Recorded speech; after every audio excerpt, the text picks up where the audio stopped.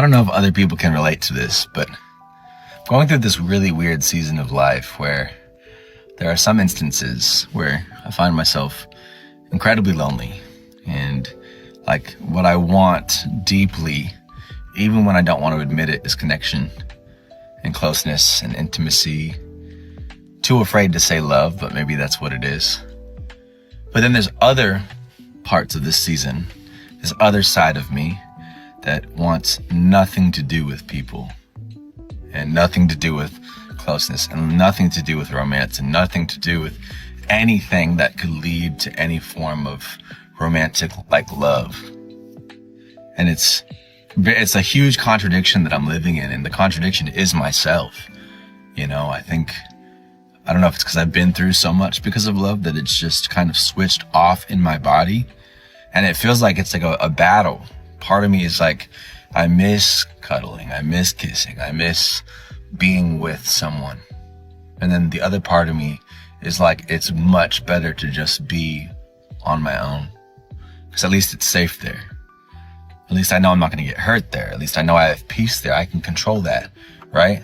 And so I've been controlling my environment, but I realized that that environment ends up with me being alone most of the time. And so what do? Let go of that control and allow myself to be in front of new people that could potentially hurt me again, and can I handle that?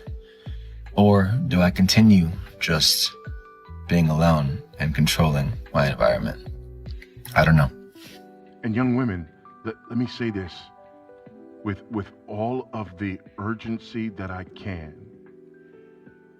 If you have not found a man whose godliness is something that you want shepherding your children, don't marry him.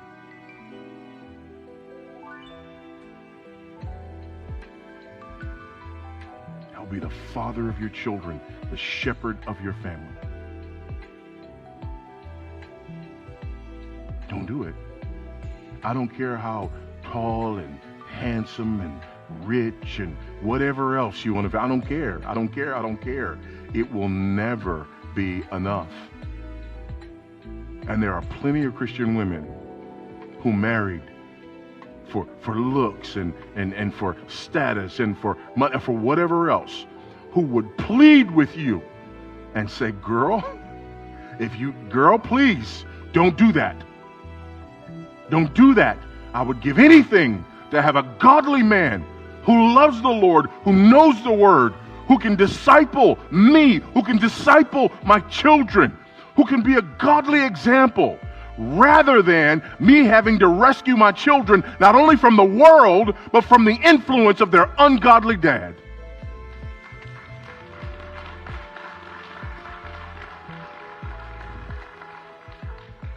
Nothing is more significant than this. Thing a real hoe gonna do is take care of her nigga. That's why I love him. You know what I'm saying? I love all my hoes I done dealt with. You feel me? When I'm with them, I get nothing but king treatment. I just understand that they get around. You know what I'm saying? I'm a man. I'm territorial. So I can't put the ring on. You know what I'm saying? You dicked out. But shit, you know, a bitch cook for a nigga, you know. Shit, make sure I'm straight. You know, get me drunk and high and slut me out. I'm like, damn, I'm feeling like the hoe and shit. I love a hoe. You know what I'm saying? Shit, they do what need to be done. You feel me? Now, I would love to have a woman that's only been in 2 relationships, you know, one for 7 years, one for 10 years and shit like that. But a lot of those hoes be weird as fuck. You know what I'm saying? I'm gonna still go get me one. I'm gonna have to coach her up though. I'm gonna have to show her what a man need. You know what I'm saying? She ain't got enough experience out here, and that's okay. I'm not telling you to go run up your motherfucking body count to know what a man need. But a lot of these women have done that. And shit, they got that shit spot on. That's why a lot of men keep side chicks. You know, they usually be hoes. You feel me? A nigga side chick ain't gonna be another fucking wife. Shit, if that's the case, shit, y'all might as well go ahead and hop on in this house and y'all both go ahead and do what you need to do for me. You feel me? But shit, we love hoes. We just understand that she too dicked out, so we can't go through with it. We fall in love with hoes and we know they a hoe. Shit, we fall in love with what they can do for us. Real shit. Shit, you ask a nigga right now, has he fucked with a hoe that he knew, in fact, was a hoe? And he gonna say, yeah. He gonna be like, why? Shit. I ain't never had that type of feeling from a woman. Real shit. Just can't tie the knot. That's why a lot of us would rather be single. Because we understand a lot of these hoes, shit, they got wife qualities. We just can't turn them into them. You know, a lot of these modern women are asking if there are any good men left. And I think honestly and truly, a better question would be, is there still a return on investment? Is there still a reward for men out in the dating market, right? Because you have a lot of decent men out here, a lot of good men out here that are competing, that are trying to get to know a woman, that are going out and trying to see, hey, is there something, you know, that I can do to change myself, to maybe get in good with some of the ladies out here, really trying to change themselves and do things that they know to do, right? But it seems like for a lot of these men out here that are actually good, decent, solid men, they're not even being seen. They're not even being paid attention to. How do you think that's going to make him feel? Why American women are freaking out. So an American woman goes on vacation to Medellin, Colombia. She's feeling good, sun's out, vibes are right. Then she sees a bunch of single American guys. Sounds like her kind of crowd, right? But here's the twist. Not one of those dudes approaches her. No drinks, no flirting, nothing. You'd think the world ended, man. Suddenly she's online talking about how concerned she felt. Like, why aren't they talking to me? Then there's another clip, this time from Japan. An American woman living there says, American men treat Japanese women like delicate flowers, but they treat us bad. Let's be real for a second.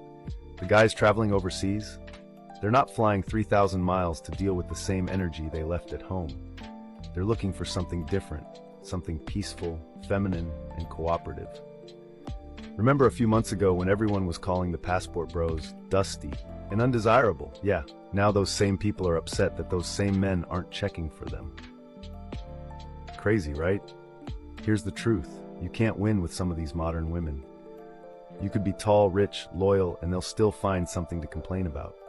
Just look at Ayesha Curry, married to a great guy, and she's still talking about wanting attention from other men.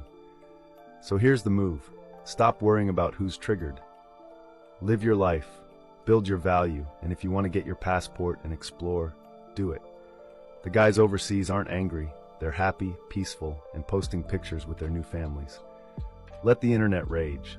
The real ones, they're already living the life that everyone online keeps arguing about. A woman doesn't need everything from a man. Women want.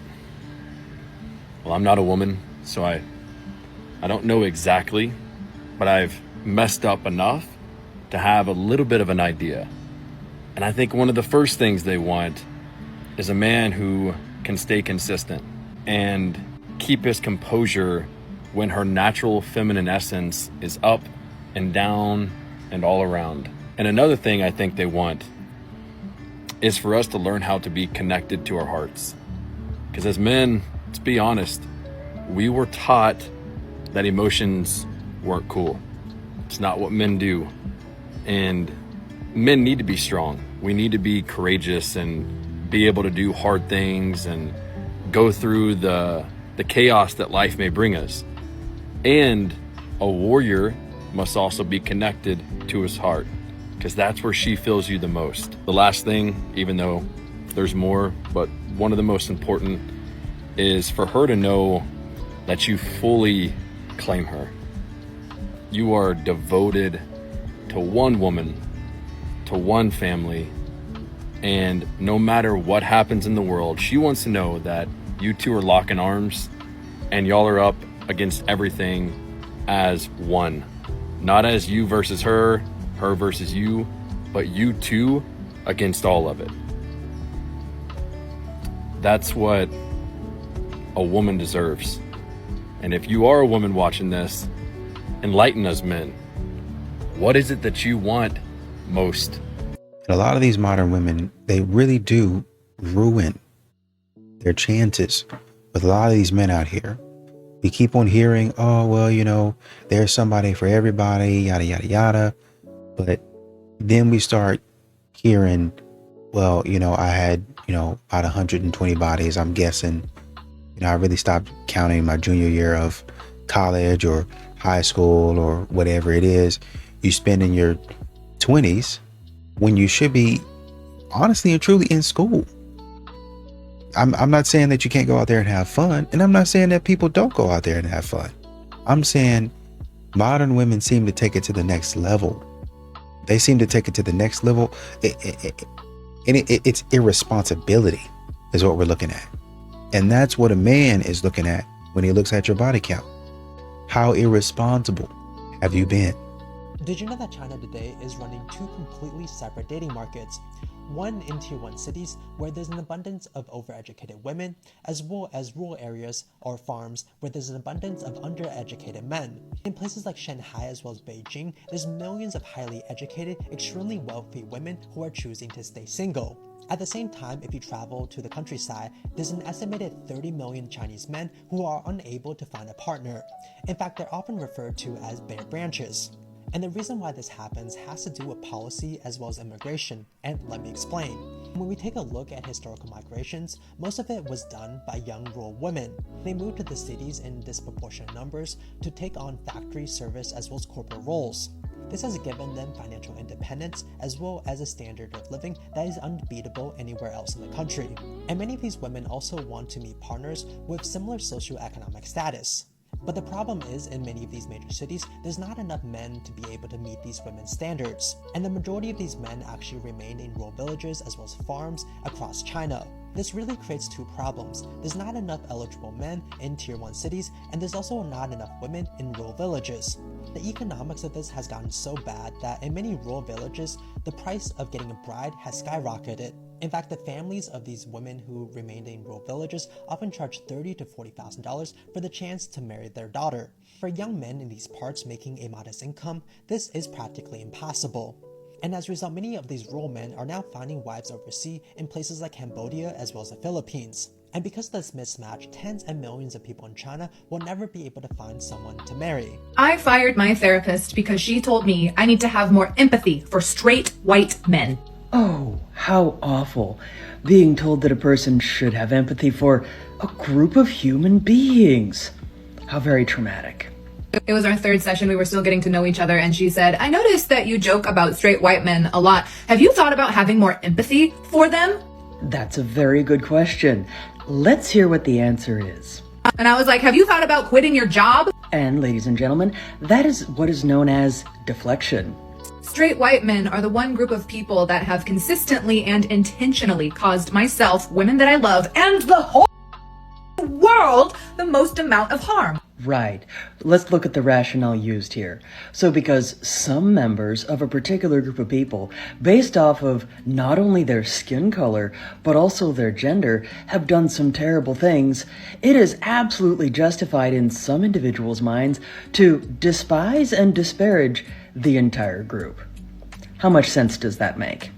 I should be allowed to vent those frustrations in a safe, non-judgmental place like therapy! And it's their job to call out behaviors that probably need improvement. I said, think about it this way, Barbara. If you went to visit someone in the hospital that survived a vicious shark attack, and you watched as the nurse changed the bloody bandage on the stump where their leg used to be, would you ever in your life look them in the eyes and say, you should think about how the shark feels? It really is unfortunate that some individuals use comparisons like that to justify not being a good human being. And you know, a lot of these modern women, they try to gaslight men and basically tell men, oh, you don't know what you're talking about. I would never do this. But really, men understand the game. I know that really all you wanted to meet up with me for was you got a little bit hungry, or I wasn't really hungry, but I was bored. Oh, I was bored, and then I saw this nice restaurant, but I didn't want to pay for it. So I just went with a man who was inviting me out, and I saw the perfect opportunity. Modern women have become the ultimate opportunist, to where she's now taking advantage of the man, and the man is saying, well, I don't want to be taken advantage of. Instead, how about we do something mutual? I'm not here for that. I'm here to take advantage of you. So men are saying, okay, well, I'm going to just go ahead and opt out.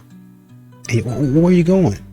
How come you want to just stay in the game? Maybe I'll change my mind. Maybe not. I don't care. Get out of my... And what I found is Even if a woman presents herself as dominant, she wants her man to lead. And so, what I would encourage you to do is don't let her appearance of dominance intimidate you.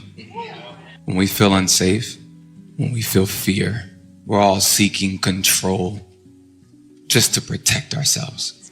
So you could find a woman who starts off soft.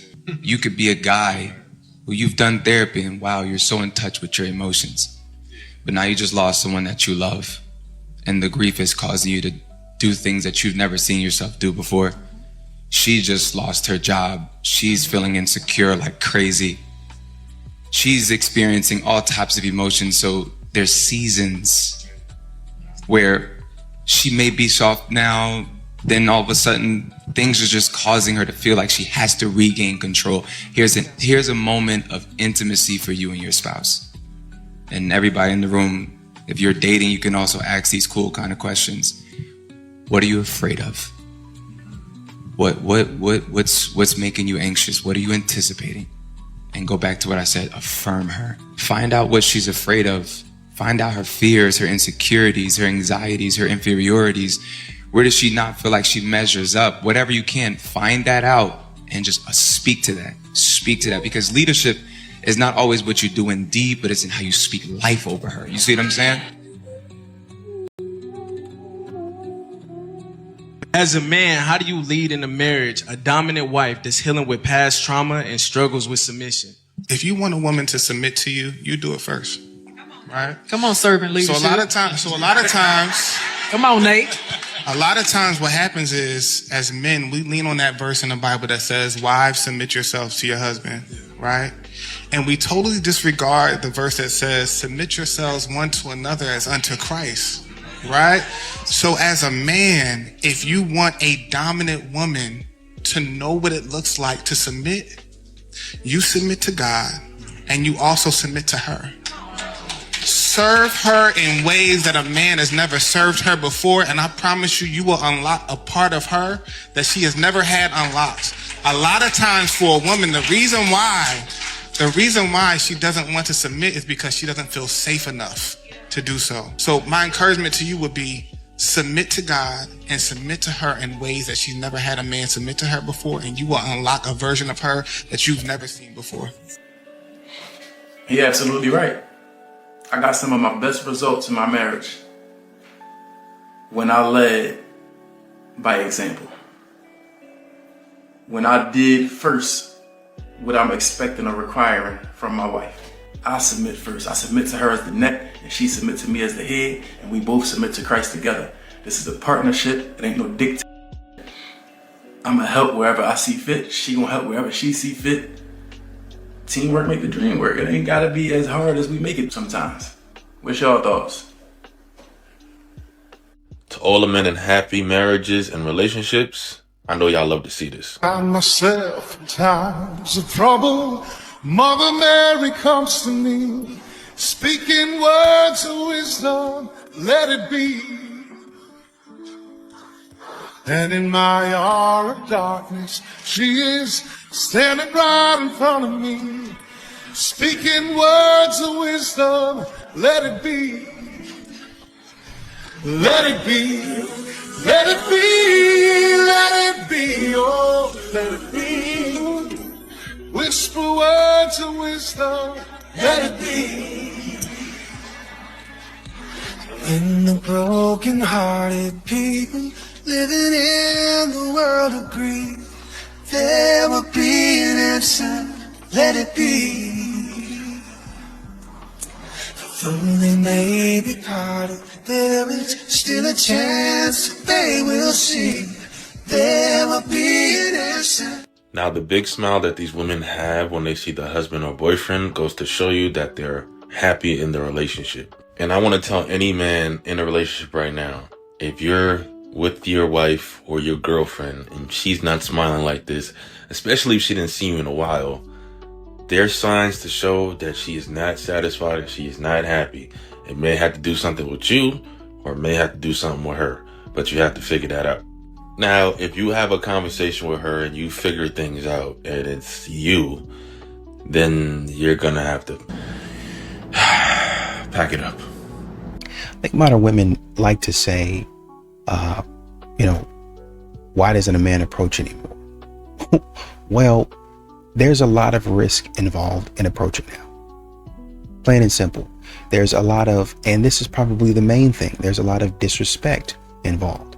If a man try to come up to you and say hello, then all of a sudden, I just don't really know about him. I just don't, he seems like he's kind of weird. It seems like something's going on with him. He said hello in a high pitched, like where the inflection of his voice kind of turned up. And what kind of man does that?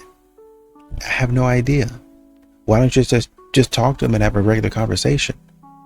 Maybe you can find out. But modern women don't think like that. They're psychoanalyzing.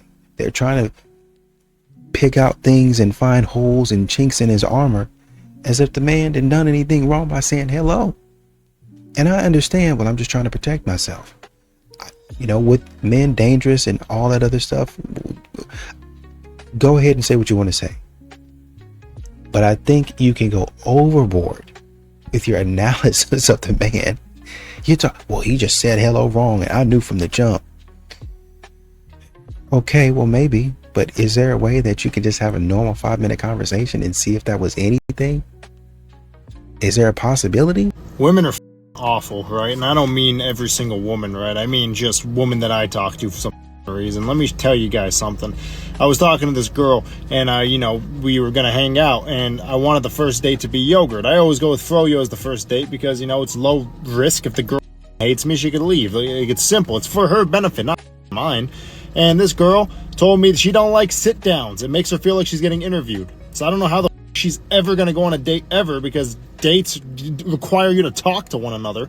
But she said she didn't like that. I was like, okay, you want to go to the gym? She works out. And she was like, no, that's weird. I was like, okay, I got a pool table at my store. You want to come and play some pool? We can do that. She's like, no, that's weird. I understand that one. And then I mentioned like 4 other things. She denies all of them. And I was like, what the this wants me to take her ice fishing. She don't like them. She says those are low effort. So I say, you know what, see you later. Then she hits me up later on. So I talk to her again, and then she wants to go to Topgolf. I'm like, all right, fine, but something happened where we couldn't go. And then it was like it was Father's Day. She was asking me if she wanted to go to Topgolf. I was like, yeah, I'd do that, but the bays are all taken. It's Father's Day. And she's like, oh, maybe you can go and wait for a bay. I was like, I'm not doing that. I'm not gonna go my wait and then hit her up if it's available. Then I tell her, why don't we just go for a walk in this like nice part of town, right? And this is a very popular place. She tells me this, and I tell her, I don't want to see you anymore. I didn't even tell her see you later. I just said I don't want to see you. Just here's a tip for you boys and girls. Lower your expectations for the first day. I don't know who you think you are. And boys, don't ever take no. Anyway, sir. 50% of Gen Z last month spent $0 on dating. It just could be that Gen Z is like broke as a joke right now, It could just be that they're just like, dude, I'm just trying to get by and get my meals, or they burnt it all on Sweetgreen. I don't know. Y'all have some expensive taste. Like all the guys like spent it on Zins. I don't know. It could have been any number of things, but yeah. So I don't think people, again, and I'm not part of that generation. I haven't had a lot of exposure to it, except insofar as people who work for me or maybe are in my orbit are part of it. But from what I understand, like dating isn't so much of a thing anymore. Like having someone ask you out on a date and then you go on a date and, you spend money on that date. I think people go from like the talking stage, I believe that's what you guys call it, where you're texting or maybe you're communicating or FaceTiming, whatever it is y'all do. Maybe there's a progression where you lead to that. And then you just go right to like the hooking up part. And maybe there's like no going on dates. I don't know. That's foreign to me. I was of a generation and raised in a manner that you ask someone out and then you spend some time with them, and you spend money on them. If you're a man, you traditionally would pay for the date. And perhaps you might not take a person on a lavish first date. You might take them on something more modest on a first date, and then maybe you want to, unless you're trying to impress them with your wealth or whatever it might be. That was never a problem for me because I was always broke. So I understand that may be a function of how we approach dating and less of an economic thing, although I think these are difficult economic times for young people. I will never go on a date with a woman. I will never be in a relationship ever again. It's too risky. I'm terrified of women. After going through a silver bullet divorce over the last 4 years and losing fucking everything, because what I've learned since my divorce, women can say whatever they want. The man has to prove his innocence. She doesn't have to prove what she said he did. That's fucking terrifying. And I don't hate women. I know there are good women out there. But since all of that and what I've seen on social media from all the toxic, narcissistic women coming after me for talking about what men go through, it's too much of a risk. And I know what you're going to say, so let's go ahead and get this out of the way. Yes, 75% of all homicides in relationships are men killing women. Absolutely horrible. It's around 1,650 a year. There's been about 11,000 over the last 5 years. It should never happen. But let me give you another stat. Every year, about 40,000 men commit suicide in the United States. Even if 5% of those men committed suicide because of false allegations, because of a silver bullet divorce, it's 2,000 men that were pushed to killing themselves because of what a woman did to them. Women will say, well, he couldn't handle it. He killed himself. That's his problem. That's what the legal system says. But here's the reality. If she would have put false allegations on him, if she would have done all these nasty things to him to take everything, he'd still be here. And that number's low, I guarantee you. An ex-judge told me, you'll never get real false allegation data because if they prosecuted false allegations, the entire system would fail. A lot of women that hate the phrase boys will be boys, but as soon as a boy slightly steps out of like that traditional masculinity, all of a sudden he's a punk. He's DL. Throwing all type of homophobic slurs at him. And then there's men out there, right, that'll say, oh, me as a man, I can't express myself. Me as a man, I got to keep my in because everybody says that I need to be a man, and complain about the unalivened race within men. But they do the same thing. They pigeonhole men into these traditional masculinity roles and traits. And I'm just trying to figure out what the y'all want. Do you actually want people to express themselves, or do you want them to express themselves in a way that you see fit? And there's nothing wrong with being traditional, just like there's nothing wrong with being non-traditional. You know what I'm saying? It's just, a lot of y'all say, oh, well, just let people be. This is my preference. Whoopty whoopty whoop. But you're so judgmental with how other people carry themselves. And it's really frustrating because I don't give a fuck about none of that. I don't care about traditional masculinity, none of that. You know what I'm saying? And the things that I say and the things that I do make people feel uncomfortable, even though I'm just living my life to my fullest. And some of it may be a little bit insecurity from other people seeing me act the way that I want to act, because like this person has a lot of courage and they're doing things that I wish that I could do. But I'm so worried about the judgment of other people. So I understand it from that point, but it's just like, why are you spewing hate and homophobia? You know what I'm saying? It's frustrating. You're not going to believe this. The other day, my husband was looking at our 2-year-old and he said, your nails are so short. They're always so short. And then he looked over at me and said, how come her nails don't grow? Does that mean she has like a vitamin deficiency? Keep in mind she's 2, and what this means is he has never cut or filed her nails in over 2 years. So I started thinking, wow, he doesn't know that I do that. I wonder if he knows how her butt gets clean. I wonder if he has any idea why her teeth are always white. There must be so many things he doesn't know or doesn't have to worry about. How amazing that must be. If I could change places with anyone in this world, I think it would be my husband. What a privileged man. In his world, the mini trash cans empty themselves. His mirror never has toothpaste splashes on it. Little by little, his house becomes more aesthetically pleasing and he has no idea how or why. He doesn't have to worry about giving the children their vitamins. He lives in a world where he doesn't know that you have to vacuum under the cushions of a couch. Tag your husband if he's one of the elite and knows these things. Her husband is building a deck, and she ends up doing a video on him and talking about what he doesn't do for their kids.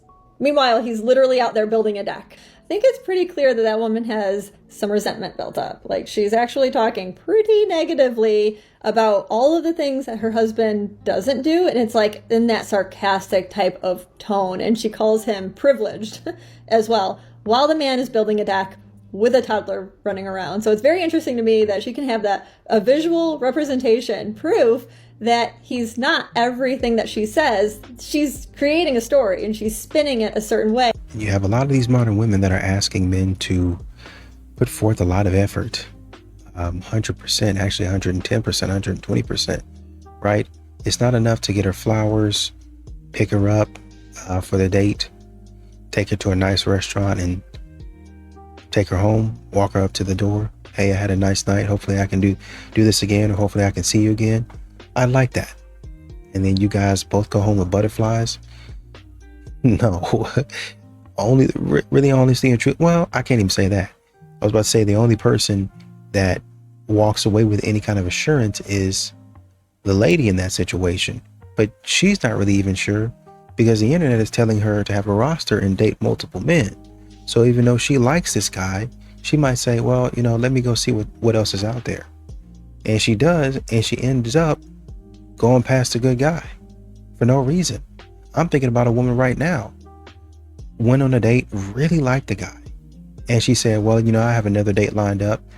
And instead of just calling the guy back and saying, hey, I don't, honestly and truly, because I don't want to waste your time or your money, there's a man that I've been seeing and I want to kind of pursue that. So I wanted to be upfront and honest with you and tell you before you take me out on a date and you spend your money and your time on me. And so I'm sorry if that makes you feel some type. Instead of saying that, you let the guy take you out on a date and then start complaining. He's doing this, he's doing that. And then she finally admitted at the end, he really wasn't a bad guy. I just didn't like him. Okay.